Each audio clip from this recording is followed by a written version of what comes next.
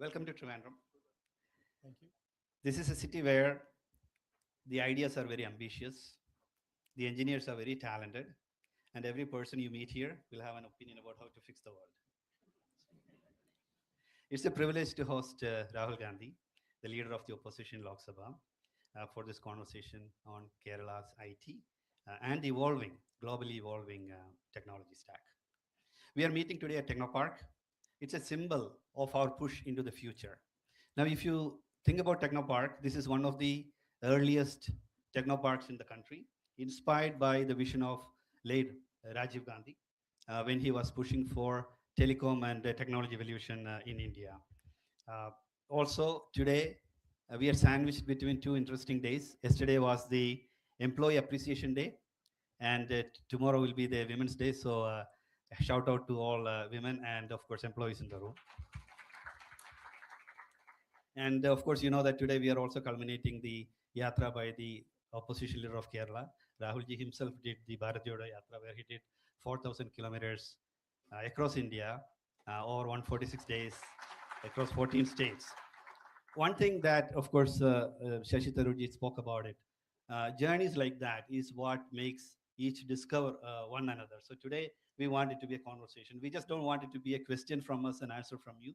We also want you to ask us questions and then make us go through that. But before I do that, may I introduce G. Vijayaraghavan. He is the founding CEO of Technopark. Would you like to give a couple of words to us, please?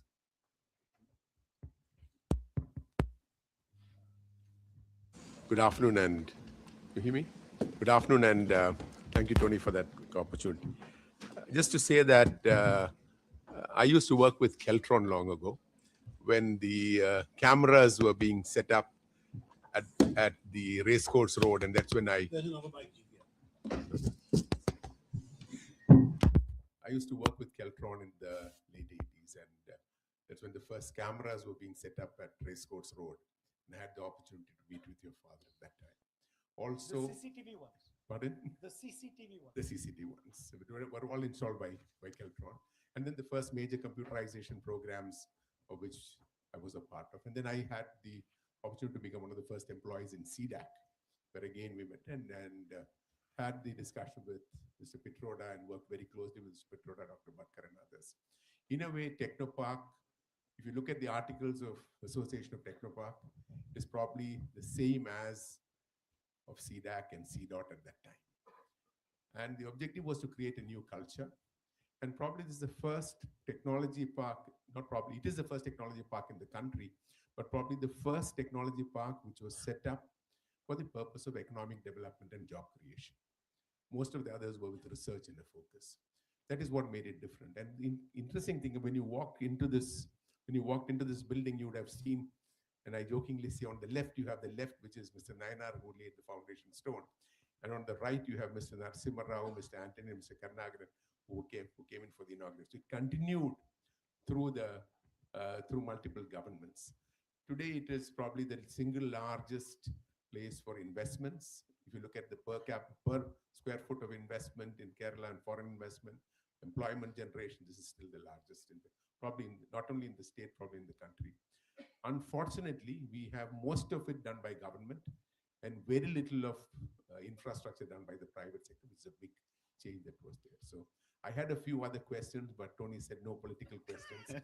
So I'm not going to ask political questions. I'll probably pass it on to one of them and they can pass it on to you, or if I can meet you later on directly. Thank you. And Rahulji, I just wanted to ask you, if you were not a politician, if you were not in politics, would you have worked for a company? If so, would it have been a tech company, or would you have started up something of your own as well? Well, one definition and the one I'm best known by is a politician. I actually do many other things. Um, so I find these definitions, oh, you're a politician, you're a technocrat, you're a techie, you're an engineer. I think these are very constricting definitions. But the answer to that, I would, if I wasn't in working for a political organization, I would probably be uh, doing some sort of entrepreneurship, probably in the aerospace world. Um, I'm a pilot, so, Yeah. and my father was a pilot, my uncle was a pilot, so we have that little strain. Very interesting. Yeah. Yeah. We also have a space park now being built in Kerala. So hopefully we'll have some innovations coming there. We have a couple of questions that we have from the audience as well. So we have Vinod Subramaniam here. Actually, I think about it slightly differently. I think that um, you should be curious about everything, right? And actually, um, you should have an open mind towards pretty much everything. And that's when you can start to connect the dots, you know. Very interesting. And one of the things that when I speak to youth in the AI world, I say that there are only two characteristics that truly matter now. One is curiosity, and second is empathy, because machines cannot think like us. So if the empathy is what makes us different than from the machines. So if you are curious and if you're empathetic, then the rest of the things And, and, normally and work. I would add one more, Please, which is persistence. indeed, thank you. So if So, you can keep going, you know, and keep being positive, then that's also very powerful. absolutely, indeed. So maybe can I ask Vinod one question, please? Yeah, Vinod is here. Good morning, Rahulji. My name is Vinod Subramanian. I have about 20 plus years of IT experience, been working for multiple MNCs. My question is, as you rightly said in some of those videos, a lot of transformation is happening through AI for multiple industries. How would the skill set need to evolve, like especially to place like Kerala or anywhere in India for that matter? What is the change that you see need to be done from a professional community? As you might also see, this is also causing a lot of layoffs and other impacts as well. So how do we really absorb that, and how do we move forward from there? You know, we were sitting in the other room and we started talking and we immediately agreed on one thing. And it's something that I fundamentally believe in, which is that jobs do not disappear, jobs are relocated. So um, people think, oh, a robot that cleans a room has taken away the job of somebody who was previously cleaning the room. Yes, in the room. But if you go to the factory where the robot is being made, that robot has created a lot of jobs. That value chain has created a lot of jobs in the place where that robot was made. So the question is not so much about jobs being lost or jobs disappearing. The question is there is a contest for jobs on the planet. How good are you at capturing them? Right? And that's really the question. So that requires a particular mindset. It requires a particular level of openness, connectivity. Um, it requires an industrial structure. So, in my mind, there are essentially two parts of the economic system. One is a consumption side, and the other is a production side. So, this came out of the production side. And Uber is helping the consumption side, right? So, in my mind, the real jobs come from the production side. The large numbers of jobs come from the production side. You can get excellent jobs in the IT space, but you cannot get jobs for everyone in India in the IT space. It's not going to happen because the IT space simply does not have the knock-on effects that a car manufacturer does, or a phone manufacturer does, or a ship manufacturer does. Right. So industrial production is something, in my mind, where the real jobs sit. And the disappointing thing is that we've allowed China to just capture that. And so we play the United States, India, pretty much all other countries We play in the consumption space. If you look at our big companies, you know, you worked in the automobile sector, but if you look at our big companies, our startups, they're all consumption, mostly consumption, right? They're on the consumption side. We don't have big startups on the production side. So that's really, to me, the interesting space. And the real question is, China's built a superb industrial system, unmatched in the world, but we don't like their coercive system. We don't like the fact that they're not democratic. So, to me, the big opportunity for India is, can we build an industrial system, a production system, but maintain our democratic values? That to me would be a huge service to the people of India and be a huge service to the rest of the world. Thank you. And you would find that even in Technopark here, most of the startups are not on the production side; it's actually on the service side. Yeah. So that I think is a problem that systemically I think we Now, need there's to. another thing, that the amount of innovation that comes out of the production side is order of magnitude more than comes out of the consumption side. Because production is actually a much more complicated activity. To, to put a car together is a very, very complex activity. Takes large numbers of people, organization, conflict, all that is inside a factory. That's not there in a software park. But then we also say that in the future, every job can be a software job because programming now really doesn't require a lot of technical skills, right? Because with AI coming in, with conversational technologies, a lot of things can be done directly by even individuals who are not experts in technology. There I disagree. I disagree, but maybe I'm wrong. I think there's still, look, there's a there's a social element to this. If you do not give your people jobs, you will have massive conflict in society. You can't the one of the reasons you want to give people employment is because you want to make sure that there's a harmonious society. Because if you do not give people employment, that causes intense pain to them. Very true. And before we continue, is there any big message that you would like to share with us, or would we continue and then? No, in you between? continue, and then I'll put my message in my answers. Great. So now that we spoke about AI, of course, we also know that you worked at some point in UK. So one of the things that we wanted to understand is from a work culture, because we also hear about work-life balance. We had an issue about a young lady having suicided because of the work pressure, etc. How do we balance life and work? Because I've worked in the West, I've worked in Japan, which is on the other extreme, for example, where it's very difficult for especially the youth to balance work and life. So are there any lessons that you could give us, insights that you could provide us, or maybe the do's and don'ts?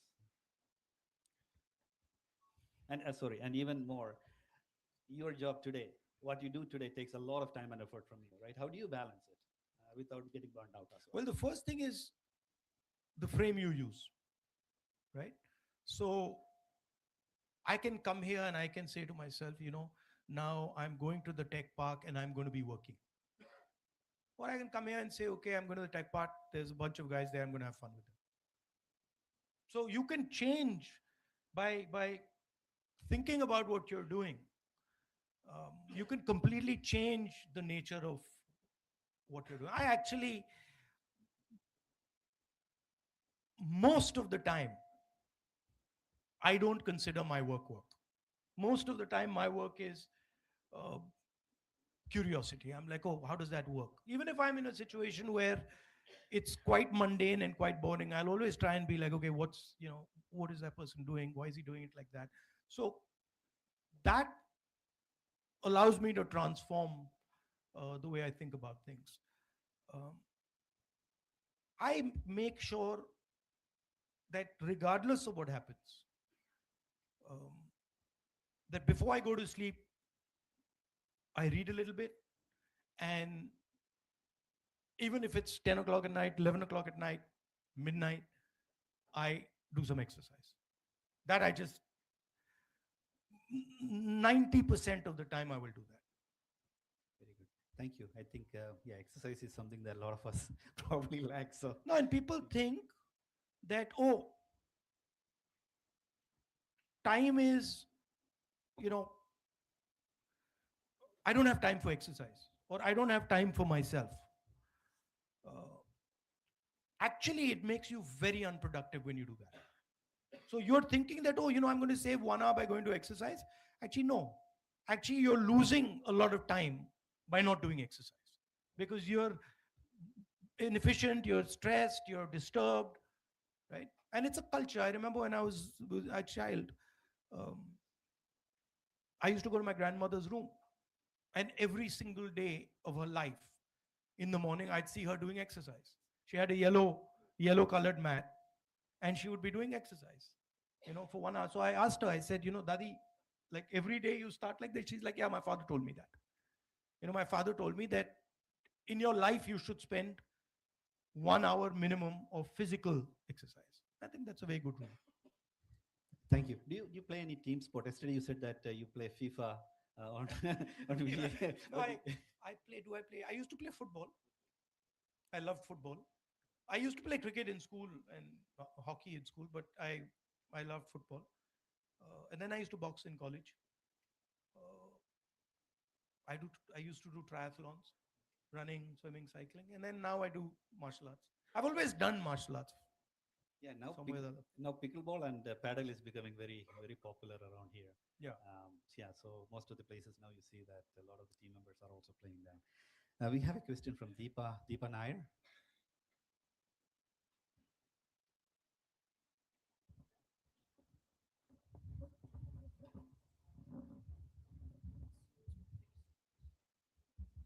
Good afternoon, sir. I'm Deepa. I'm working as an HR in IT industry for last 15 years. So it's a follow-up question what Vinod have already asked and aligned what already mentioned.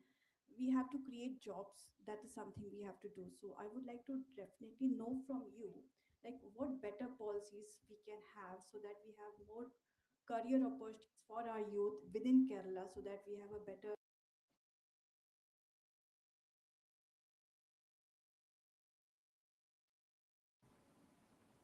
Policies have to be made on the back of changes that you're seeing in the world, right? So, for example, 100 years ago, people saw that, oh, there's a movement towards the internal combustion engine, right? The internal combustion engine and petrol fundamentally shaped the last 100 years of the planet, right? If you were not part of that system, you were not part of modernity. You could not be, right? And our current superpower, was built on that. So if you go into the details of how did America actually become powerful, or how did Britain before that actually become powerful, you find that they became powerful by controlling mobility. Right? The British controlled the steam engine and coal. They built a navy. They controlled the trade routes. And the Americans did the same with petrol. And now the single biggest change that is taking place is that idea is being challenged. The way we move is fundamentally being questioned and changed. So the technical people here would understand what I'm saying. An internal combustion engine essentially is up and down movement of the piston. And you have to transform that up and down movement into circular motion. And your fuel is in the fuel tank.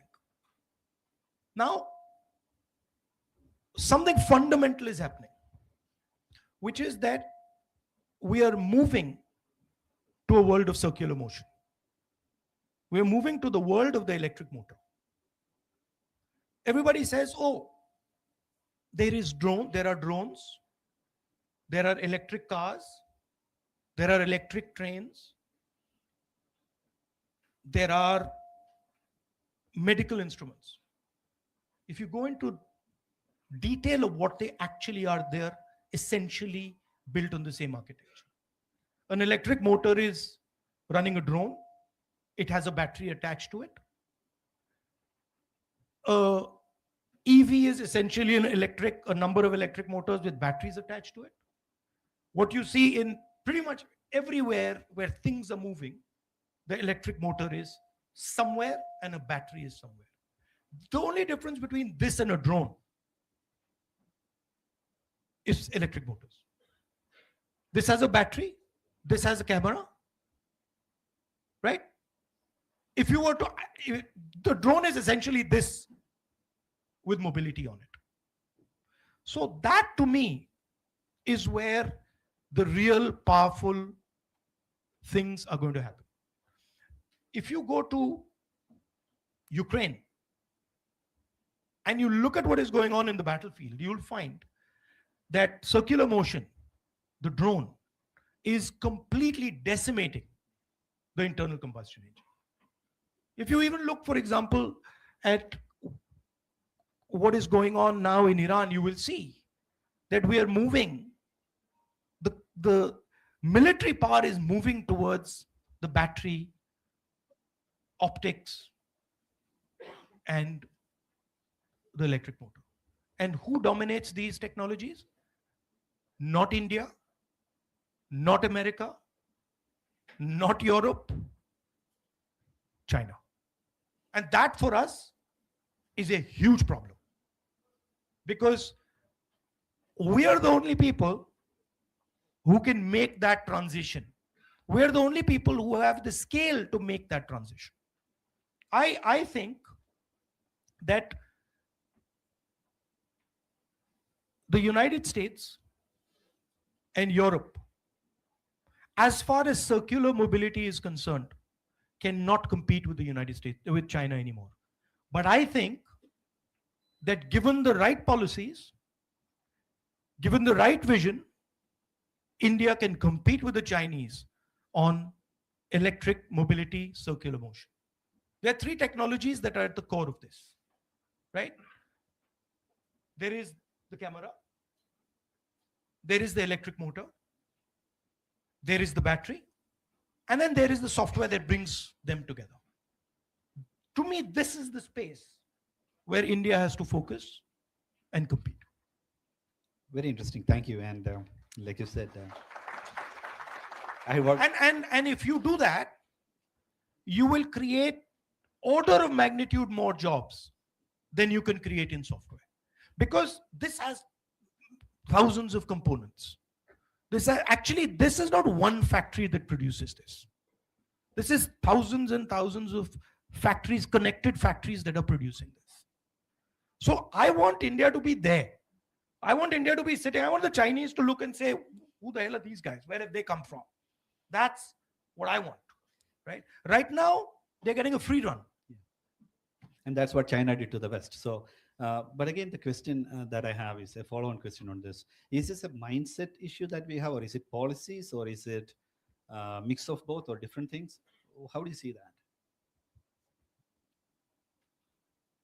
Look at our big businesses. How many of them are in the production business? No, answer. Very few. Very few. So the businesses that produce, and they're there, they're exceptional, right? Bajaj produces, right? The guys who are doing the two-wheelers, exceptional. They are actually competing globally, and they can challenge anybody globally. But do we encourage them? Do we push them? Do we help them? Do we support them? Not much. Our entire system is captured essentially by 3 or 4 businesses, right? You know the names: Adani, Ambani. These are the 5 guys. They don't produce anything. And actually, what happens is they help sell products that damage our local producers. So you have to have an attitude of production. You go to a, you've worked in a factory. You worked for Nissan. Who did you work For Nissan, I work for GE. Yeah, I he work for- understands it. You work for Nissan. You walk into Nissan and you see a production culture, right? You walk into a Bajaj or even an Enfield. You see that culture, and that's really where powerful, the large numbers of jobs are to be created. Thank you. And again, one more question. There's In- also a very strong political aspect to this. You take our GST, right? Our GST is designed to harm producers. Our GST basically kills producing states and helps consumer states. So there are fundamental things. You design a GST that kills off all your small and medium industry. Then afterwards you're saying, okay, but why are we not having any jobs? Right? So there are political actions that you take, things that you value, things that you protect, that allow this to happen. Thank you. Very, very helpful. Very interesting as well. Can we switch? I'll give you an example that really struck me just a couple of weeks back. I went to Germany, and I'm very interested in drones. So I told them, listen, I want to see, your cutting edge drone manufacturers. And so they were like, yeah. And so we went to see a cutting edge drone manufacturer. Did a fantastic presentation. They're operating in Ukraine. And then after their presentation, I said to them, can I ask you a question? I'm very impressed by what you're doing. And they're like, yes. I said, what percentage of your motors and what percentage of your batteries come from China? Pin drop silence. Right? Now, I was thinking, well, why not India? Why can't the answer to that question be India? Right? And you can see it. You can see, for example, I went to BMW. BMW is essentially drowning because they cannot take on they cannot even conceptually understand the transition that is taking place to circular motion. And I really don't expect them to be able to challenge the Chinese. But I'm very confident that aligned properly, an Indian company can take on the Chinese. I have no doubt about it. But for that, we got to start killing some lies that we tell ourselves. If we don't stop lying to ourselves, it's not going to happen. People don't like that. People don't like it, but it's the truth. Thank you. That was very, very helpful. And I fully like the simplicity that you talked about, right? Which is battery power, a computer, a camera, and then, the circular motion. How you tie My it all father, together. I remember, I was a kid. So you have to understand where I'm coming from. I was 12, not even, I was 12 years old. And one day my father said, listen, Rahul, there's a presentation you have to come to. I didn't know what a presentation was. I think, what is a presentation? And I sat, I was bored out of my brains. And I sat for 3 hours watching a presentation on this is 1983. On watching how the computer can transform India. And I was like, get me out of the room, because I just didn't understand what was going on. Right? Sometime later, my father would keep forcing me to use a computer. Those days, I don't know how many of you use those computers. They're practically, unless you were Yeah, they were like that, and there was, there was no graphic interface. It was MS-DOS, unusable for a person who doesn't fundamentally understand them. And then one day I went to his office and I just said, Papa, you know, like, what is this? And I still remember he took a piece of paper and he drew a two by two. I didn't know what a two by two was, two by two matrix. I didn't know what that was. And the two by two was high capital, low capital, high skill, low skill. And then he said, you see this box? And I was like, yes. He says, we're going to dominate this. He says, not, these are his words. He says, nothing can stop India from dominating this box. Maybe this other boxes we are not going to dominate, but this box we're going to dominate. I'll tell you another story. Sam Petroda will tell you this. The head of General Electric came to India. And my father had a chat with him about building software in India. And he went out of the room and said, the man is crazy. He said, the man is crazy. How can we build software in India? But that is what having a vision is. That's what it means. If everybody is saying, yeah, you're making perfect sense, it's all right. No, there's no vision there. A vision by definition has to look crazy because other people can't see it. And so that's when you're asking me, what do I expect Indian people to do? I expect them to push back when they're told stuff that is not true, is not real. Right? I expect them to say, no, this is my idea. It looks crazy to like all these other people, but I'm doing it. And then you'll find, oh, suddenly all those people are saying, that's a great idea. Mr. Vajpayee gave a speech in Parliament saying, Rajiv Gandhi is going to destroy the Indian economy. Computer will take away all our jobs. He then gave a speech 15 years later on how great the computer was. So that's what I expect from Indian people. You're seeing that there's a complete transformation taking place. It's an exciting thing. You're the people who can pull it off. But you got to be able to see what actually is happening. Very interesting. By the way, I worked for GE as well, General Electric as well. I was a CIO there. And so I know the story about Jack Welch coming in and setting it up in Bangalore. And a large portion of the IPs that GE has today comes from Bangalore. Right. So, of course, fully agree with that. We have to value what we have. I keep saying it, we are sitting on the most valuable resource on the planet. If you came 100 years ago to India, right,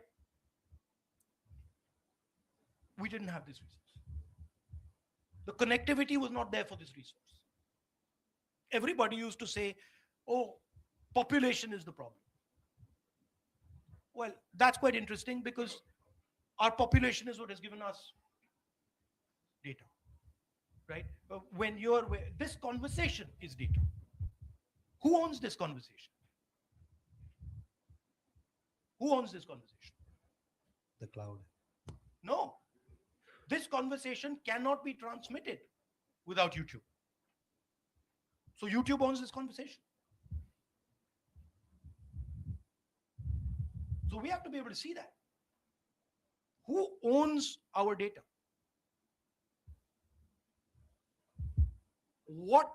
How are we going to strategically use our data? That's really the question. You're engineers, you're technical people. Can you run a petrol engine without petrol? Is it possible? No, answer? No. Can you run AI without data? Is it possible? So we keep talking about AI, But we have the data. Can anyone build AI without large scale data? Not possible. Who has the biggest, largest data pile in the world? And I'm not just talking conversations, Uber drives. I'm talking genetic information. I'm talking medical information. Do you realize the value of the data of our medical information, of our genetic information? Entire medicine of the future is going to be built on it. So those are the hard questions. We have an AI summit. We don't have a data summit. Nobody is saying, listen, it's literally like Saudi Arabia turning around and having a summit on the petrol engine. It's like that. And then nobody in Saudi Arabia is saying, listen, guys, we got the biggest oil reserves in the world. Please understand what has happened. The US deal that has been signed by the Indian government is essentially handing over our data to the United States. Nobody said, except me, nobody said a word. It's mind-blowing. You imagine if you went to, Russia, and Russia handed over their entire oil supply to the United States, what would happen? They were shouting and screaming. Not a peep in India. It's quite surprising to me. I like the focus on data, being a CIO. Of course. Thank you. I think Srinivas is here, the GTech. Yeah. You agree with me? Yeah.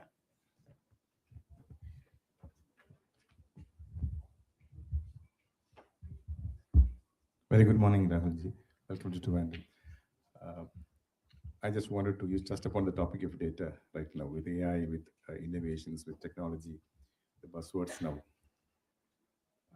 How do we in India balance ourselves from government, from policies, from restrictions, from regulations, and from all sorts of governance?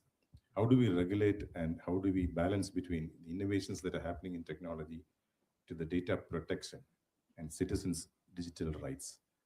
Now, that's an area where data pilferage, data is going to be very important. Data is the most powerful resource in the world. So, how do we balance between the innovations that are happening? That is you said, I'm a politician. That's one of the central questions that the politics of India should be discussing. That this is our biggest resource. How are we going to utilize it? What is its nature? Who has access to it? At what cost do they have access to it? These are the questions actually the political system should be discussing.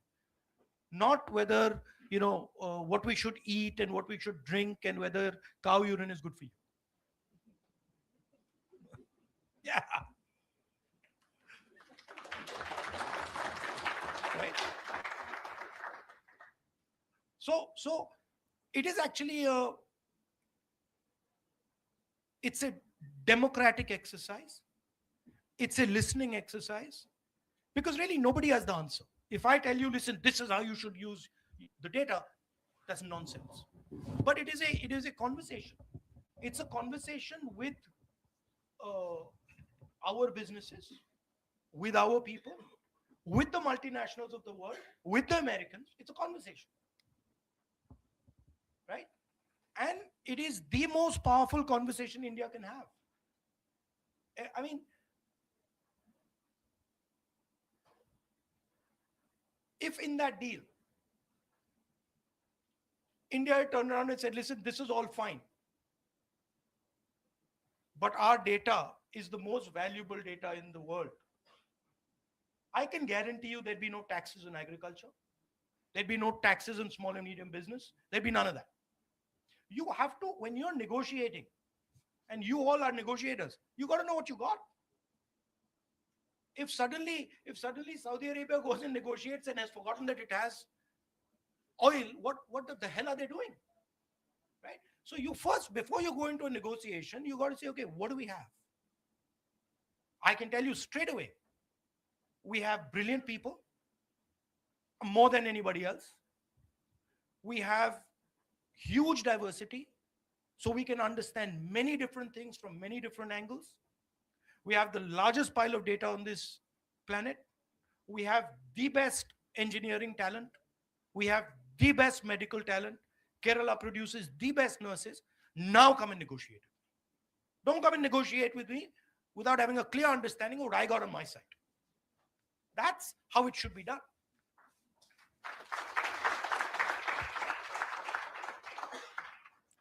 Thank you. Since you talked about drone quite a bit, we have somebody who actually makes drones in the room. So Devan, if somebody can get the phone over to. That's right. Could you give us a little bit about how do you, also on the data side as well, right? How do you capture the data and what do you do with the data as well? No, tell me and answer me another question. Sure.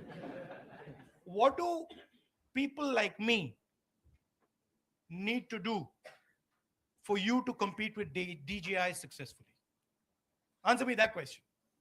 Sir, I am proud to say with next 3 years, we will be competing the DJI because 80% of the components right now we're developing in-house in Kochi. Maybe our rest of the R&D is finishing in 3 years. So right now, So you make your own motors? Yes, own motors. But sir, What the type of fact motors you is- make? BLDC motors, and the fact is, we Brushless? depending upon brushless and ducted fan also, and we depending on the infrastructure of Hitachi, other corporate infrastructure for developing that motors. What size drones do you make? Size largely carrying 50 to 100 kg payload. Can I come and see? Yes, yes. Where is it? Kochi, sir. Okay. Here itself? Yeah, Cochin. Kochi. Kochi, sorry. I also bring some of our product to showcase to you. But you have something here? Yes, in my car. Yes. Oh, you have it here. You brought it here? Yes, yes. Okay. Okay.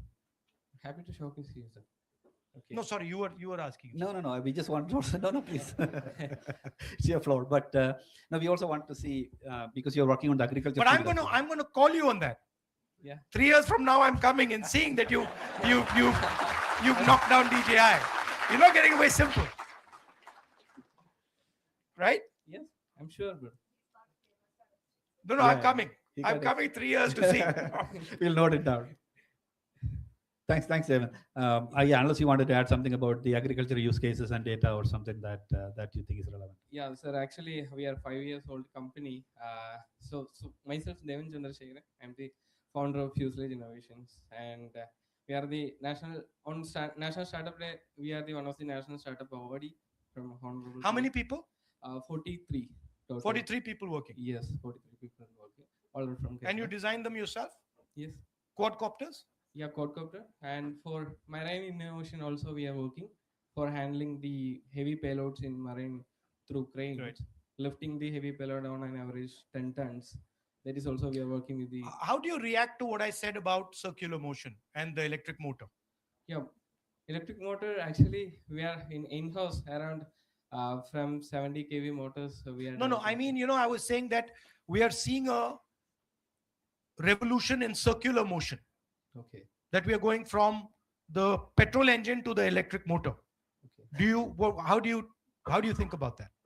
Sir, there are limitations are there Mhm. in regards to the flight time. Only the power is a major challenge. Mhm. Like we already having limitation, the high quality of lithium, that is a major issue. But we are working for the lithium with the phosphorus for getting the most higher flight time. Once it is done, we can replace the engine with the batteries. Do you think electric vehicles will replace internal combustion engine vehicles or no? Not right now, sir. But 5 years, 7 years, 10 years? Yes, it will happen. Thank you, Devan. That is very informative. Really appreciate that. We have a question from Vinita.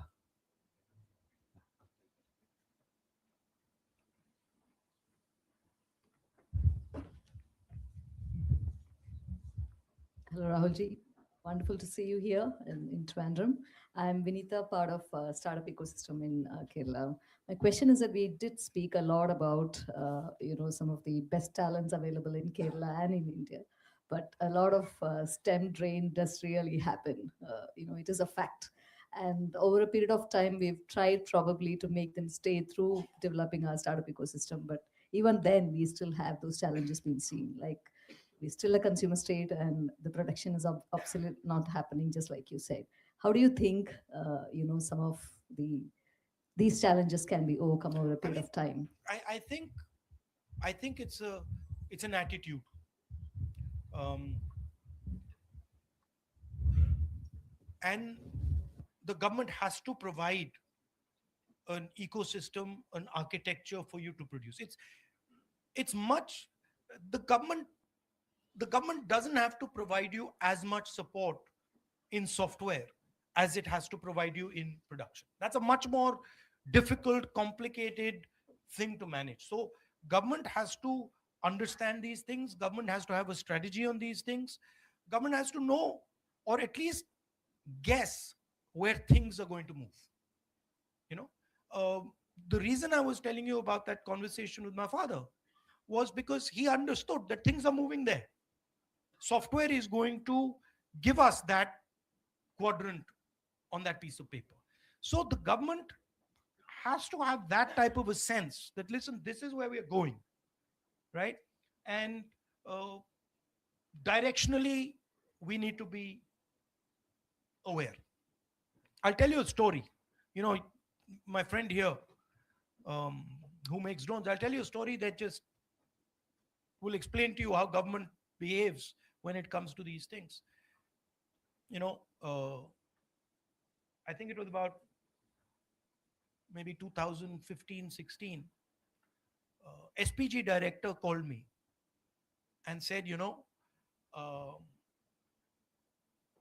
I want to speak to you. So I said, please come. So he came. And I thought to myself that, let me like show this guy something. So I used to fly and I used to make drones. So I had a drone and I called him and I flew it in my garden. And he was watching that thing. And I said, don't you think this is going to be a huge security problem for you? That, and I did it as a joke. You know what happened 3 days later? Not 3 days, a few days later, drones were banned across the country. No, please understand the power. That one guy who just happens to be security can explode the entire industry in a second. Right? So that type of stuff, you simply cannot. I mean, if you're operating like that some one bureaucrat can suddenly turn around and just blow entire industries to pieces, then you can never do that. So people have to understand that, boss, this is not just a security issue. This is a billions of dollar industry. And fine, it's a security problem, but we got to deal with the security problem. We don't kill the goose. Right? So government has to allow these conversations. Now, government frankly doesn't understand what you understand.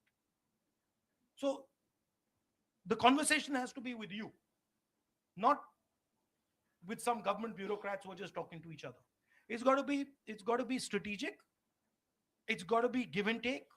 We'll give you this, but we want this. Right? So, and you've got to think about it on large scale changes. So if you're thinking that there is going to be a fundamental change in the way we're going to move, that's an interesting place to be. If you're thinking there's going to be a fundamental change in the way medicine works, that's an interesting place to be. Right? So, and then you make 3 or 4 bets and you say, we're going to bet on this. And then maybe one will not work or two will not work, one will work. IT worked. Other bets at that time didn't actually work. One doesn't really hear about them, but there were multiple bets that were made. And you also talked about, of course, a curiosity, second, interactions that piqued your interest in certain things. One of the things that we find also is the education, right? Because right from the very early education, it's more about memorizing things rather than learning, understanding, and discovering. And later, as you come into higher education, also we see the same kind of issues here. So, do you really see that it's not just about the policies of the government, it's not just about the individual, but it's also about how we are trained, because we are inherently being constrained from that curiosity. Look, that's one side of it. So I've studied in the United States, I've studied in England, I've worked in Europe, in England, and I work in India, I've studied in India. There are huge advantages to our system. Huge advantages to our system. But we don't actually play on those advantages. So there are huge advantages to our system. There are huge advantages to our way of thinking. But we don't actually develop them. Right? The Indian mind can manage complexity like no other mind. There's no American mind that can manage the level of complexity that an Indian mind can manage. Literally, without any question. Right? The number of equations that an Indian mind can juggle is beyond. You could, for example, walk into this room and say, listen to somebody, listen, can you, rank all these people? And they'll give you an answer. Literally, they'll give you an answer. Right? So there is huge strength to our system. Our system is much better at managing the internal space. Much better. Right? The Western world literally collapses because they cannot manage internal space. They're very good at organizing outside. Right? They can organize everything nicely. Inside, they can't organize. We might not be so good at organizing outside. We can organize inside beautifully. Look at our greatest leaders. I went to see Narayana Guruji's ashram today, right? What was he doing? He was organizing the inside. He was teaching you how to organize your own internal structure. Look at anybody who's successful in India. Look at Mahatma Gandhi. You read Mahatma Gandhi. He's literally telling you this is how you should organize yourself. Right? So we have a lot to give to other people. I like to say it. China likes to say they have never been colonized. They love saying that. Well, we colonized them. Buddhism colonized the Chinese. It went from here. So their entire philosophical structure comes from Bihar. Right? So I am not one who says, look, that system is better. There are things over there that are good, and we should take them. But there are things over here that are excellent, and we should use them, and we should also give them. Indeed, if you drive on the Indian roads, you can do pretty much anything nowadays. Thank Managing you. chaos. Indeed, absolutely. It's actually leading through uncertainties is what, as leaders, we always teach our employees, right? Because on a normal day, you don't need to lead, you don't need to manage. But crisis is when you really need to step up. We are inherently good at that. No, and the other thing is that in India, this is something strange. But in India, the guys who are actually really, really good, they're almost hidden. You don't see them. They're somewhere hidden, back in the back. And those are the guys that are running the backbone. Right? And then there's a fancy guy over there, and you're like, yeah. But then you're like, okay, so who actually? I went to I shouldn't say actually. But I sometime back, I went to a factory, right? And chatting to the guy in charge, excellent. And then he says to me, yeah, but this is the guy who runs the thing, right? And then the depth of understanding he had was, A class, but not given maybe the respect that he should have, not given the remuneration that he should have. Thank you. We have a question from Reshma Assis. So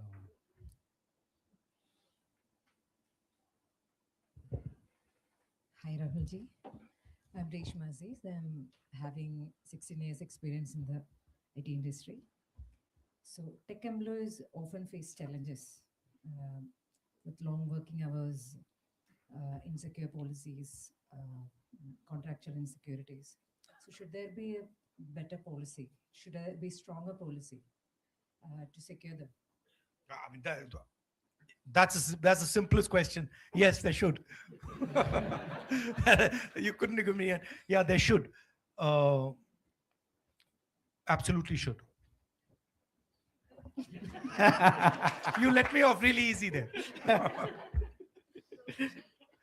Do you have any suggestions?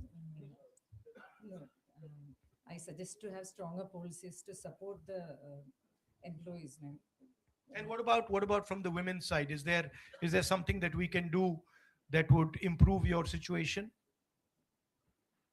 What is the thing that disturbs you most? Is it the working hours? Is it what is Work-life it? balance. Huh? Work-life balance.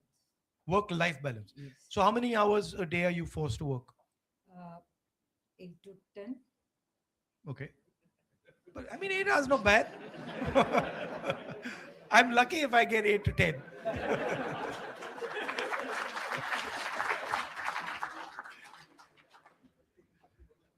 So there are a lot of employees working for long hours. Yeah.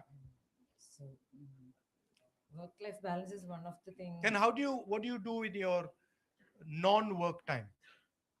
Like, how do you spend your non-work time?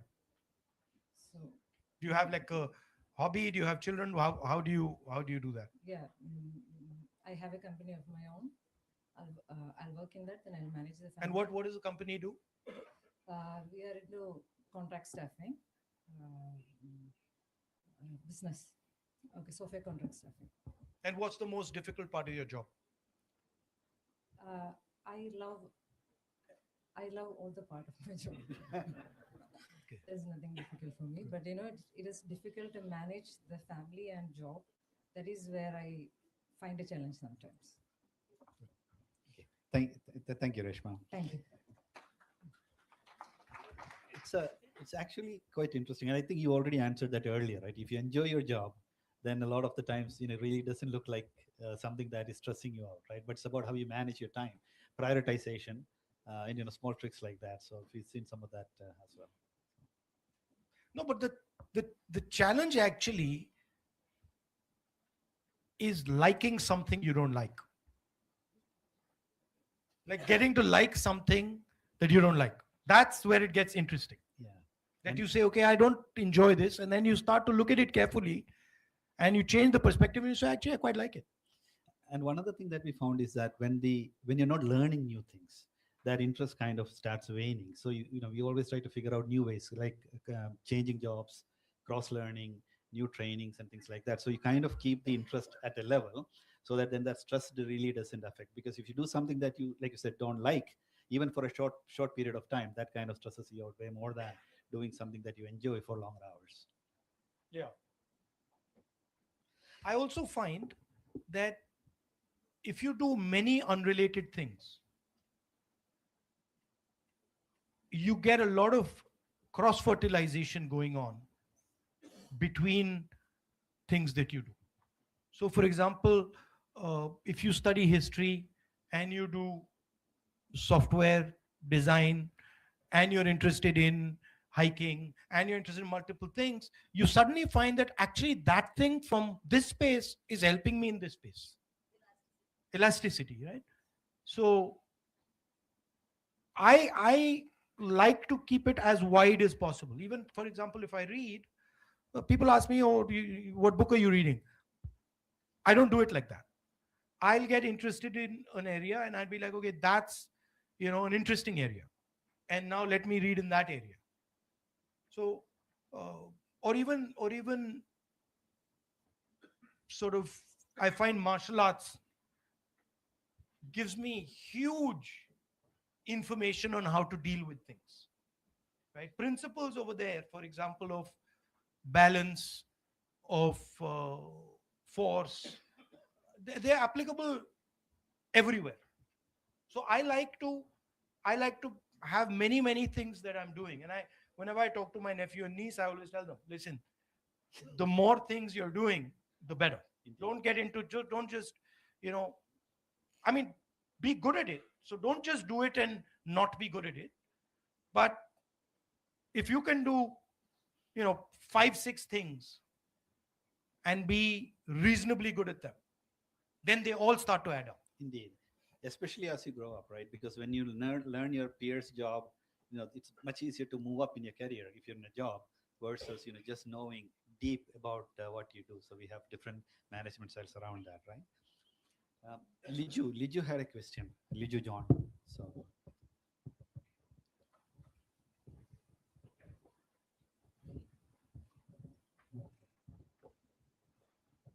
Hi Rahulji. Hello. Good afternoon. My name is Liju. So my question is little bit apart from the tech world. So we have seen you have ride KTM Duke, Royal Enfield. So my question is it is really your personal passion or you got some spirit from your Bharat Jodo Yatra? And the last thing No, is you know, just I always, I'm curious. So I always like to travel around, meet people, look at things, understand how things work. That's just my nature is like that.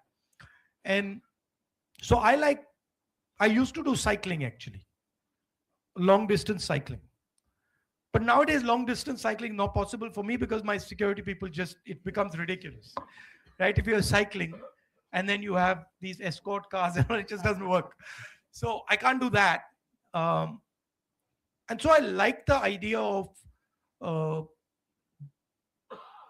two wheels. And I don't really care what bike I'm riding. I like the sense of riding a two-wheeler. I'm perfectly happy riding, a scooter in some situations or a motorcycle in other situations. If you're asking me what motorcycle I think is good, that was my last question. you get a high on a specific. no, I don't get into high. The high is when you're 25. At my age, high kills you on a motorcycle. So I don't do the high thing. Um, I quite like the KTM. That was It's my good. last question. Which one you prefer to ride? I like the KTM, but um, I prefer the KTM to the Enfield. Let's put it like that. I have an Enfield. My son has a KTM, so we have this argument at home all the time. So I think he won out. There's a good 450 BMW that is coming out. I think that'll be a good bike, but it's expensive. That reminds me. I know that you were in Germany with BMW, etc. Of course, all these things are changing, right? Even with AI coming in, new technologies coming in. Have you ever ridden an autonomous car? Have you been in a car without a driver? No, but I have a remote control car. I have it in my house and I use it to drive my dogs crazy. I make my dogs exercise with it, but it's a little thing. I've been doing remote control stuff since I was a little child. So my father, and me built our first little remote control plane together. So I'm deeply into uh, that side of the world. How many dogs you have? I think PD is one of them, right? No, he died. Oh yeah. Yeah, he died. Poor guy. I have 4. Wow. They're brothers. Wow. Yeah, we have one. We have a lab, Sancho, and Yeah. he runs the house. We just living in the house.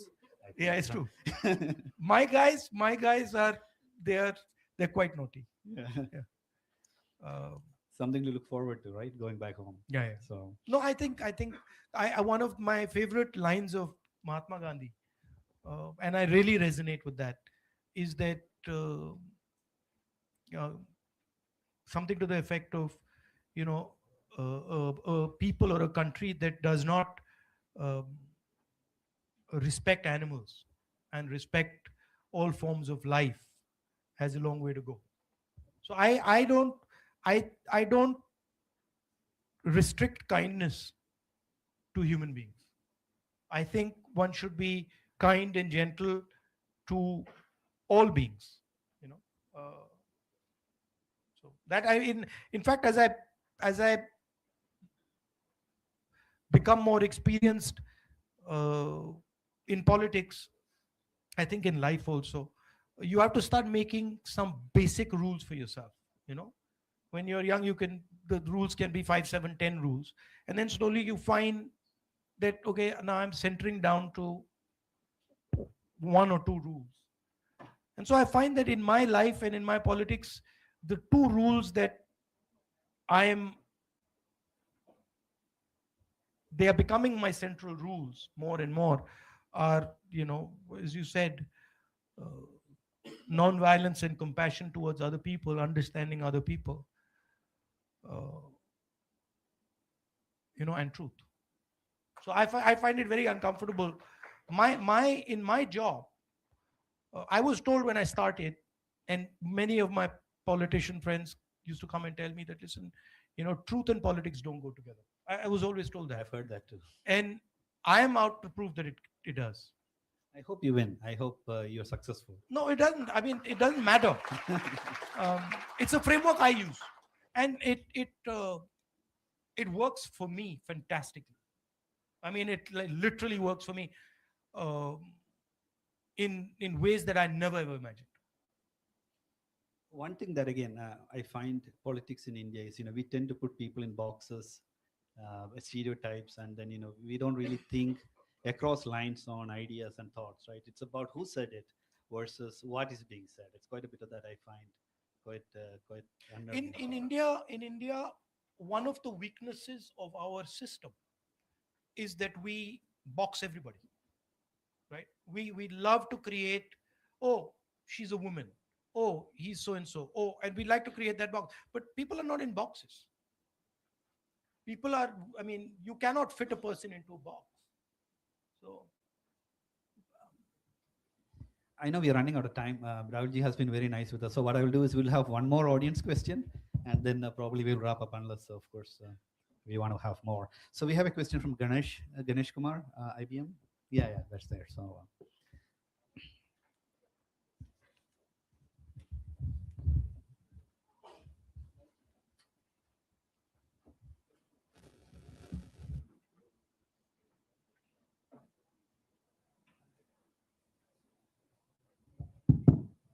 Good afternoon, Davudji. I am very thankful. Good afternoon.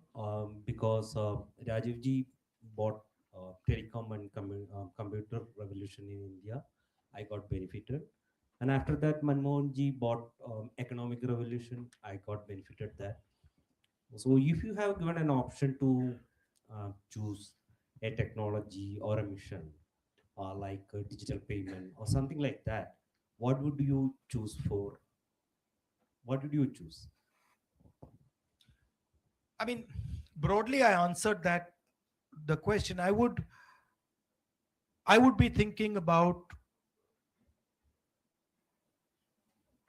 new mobility, and new mobility not just restricted to cars or drones.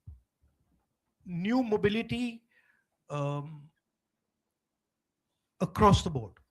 And I would think about setting up India as a dominant force in that new mobility. So new mobility would include drones, it would include railways, it would include EVs, it would include hyperloops. It would include anything that moves in the way we are going to move in the 21st century. That's what I would think about. Of course, embedded in that is software, right? Because that requires software for a drone to work. You need software. For an EV to work, you need software. So that is the part of the ecosystem. But that's what I would think. At GE, we had electric locomotives, and at Nissan, of course, cars. We used to say these are computers on four wheels, more or less, right? With the battery powering it. Yeah. When you really think about it. So if you take batteries, optics, and motors, it's everything, right? I mean, as I said before, this is just a drone without motors, right? And so to me, that's a really interesting place. But I would add a component to it, which is that do it harmoniously, do it with conversation, negotiation, partnership, mutual respect. Don't do it angrily, violently. So I would say that the culture of how you do it is also important. Very you, important, Rahulji. and not just what we do, how we do. Rahulji, we're going to wrap up, but if you have any broader messages for us to take home with us, we really. He's got a question. We can end with that.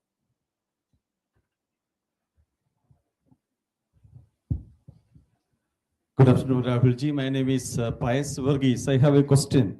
We have got independence in the year 1947. Today we are in 2026. It's almost 80 years. So most of the politicians, BJP, Congress, many came over and ruled the country. And but even today, we are talking about freebies. All political parties, they are talking about freebies. I will give you 2,000 rupees. You survive with that. I will give you a few kilos of sugar. I will give you rice. When India become a developed country, this is not economic development. Even after 80 years, if you are talking about giving freebies to the people in India, it means we made them poor, poor, poor. It's not economic development. So when India will become an economically developed country, What about freebies to Mr. Adani? No. You want to discuss? Let's discuss. Right? What about freebies to Mr. Adani? What about freebies to Mr. Ambani? What about all the huge amount of land that is given to them? Why don't we discuss that? If we are ready to stop those freebies, we'll stop these freebies. So please realize that the freebies that you're talking about are a reaction, right? People are saying, listen, 16 lakh crore rupees have been forgiven for Mr. Ambani and Adani, right? Now, it's interesting that you raise it. You see the freebie when a poor person is requesting it. And that poor person needs the freebie. But you don't see the freebie. You don't see the freebie when Mr. Adani gets it. Like your question wasn't, when are we going to stop the freebies to Mr. Adani and Mr. Ambani?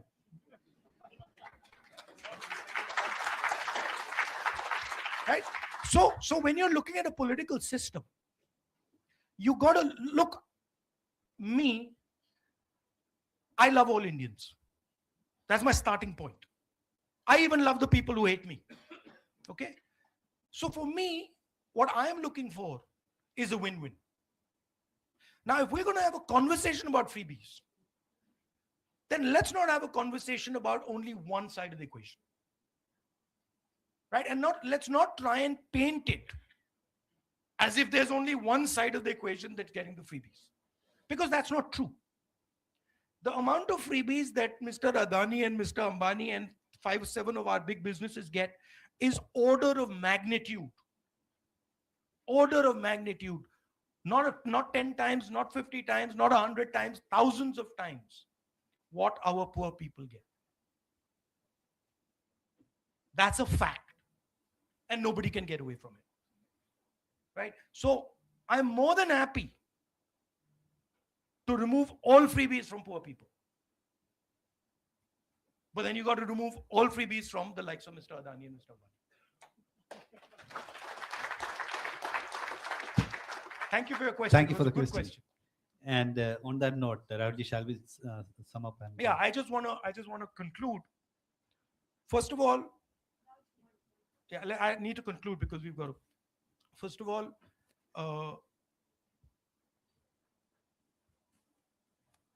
I come to Kerala and I now have a bond with Kerala.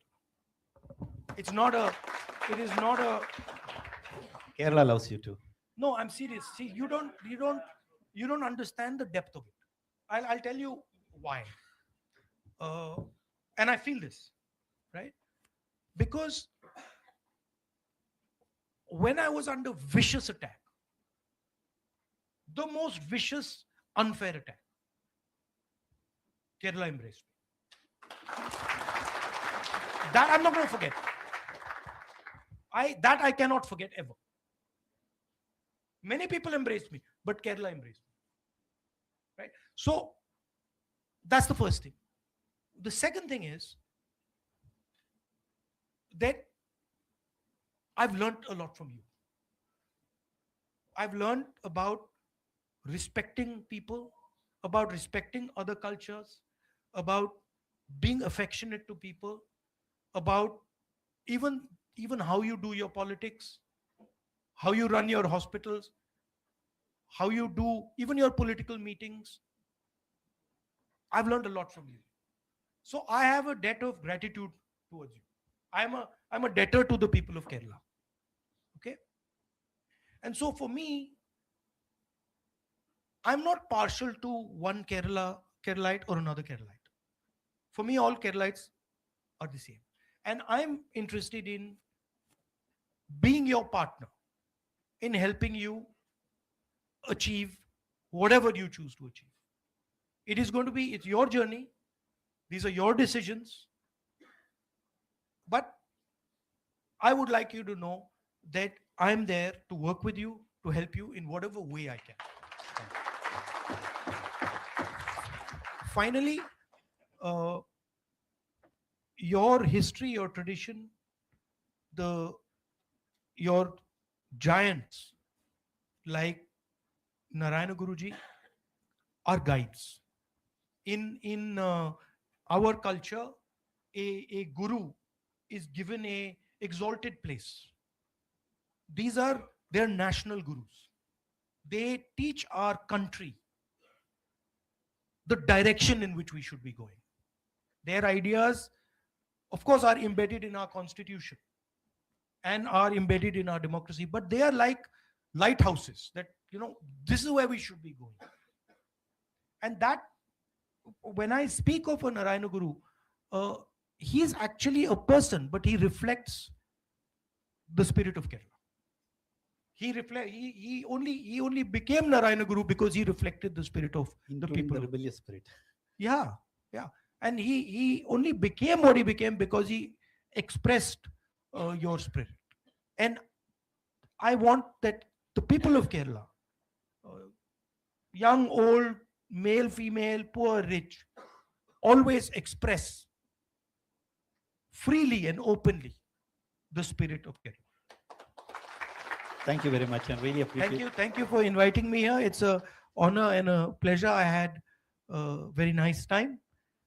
Thank you all for coming and having this conversation. Ranjit, would you come over and present a memento to Rahulji, please?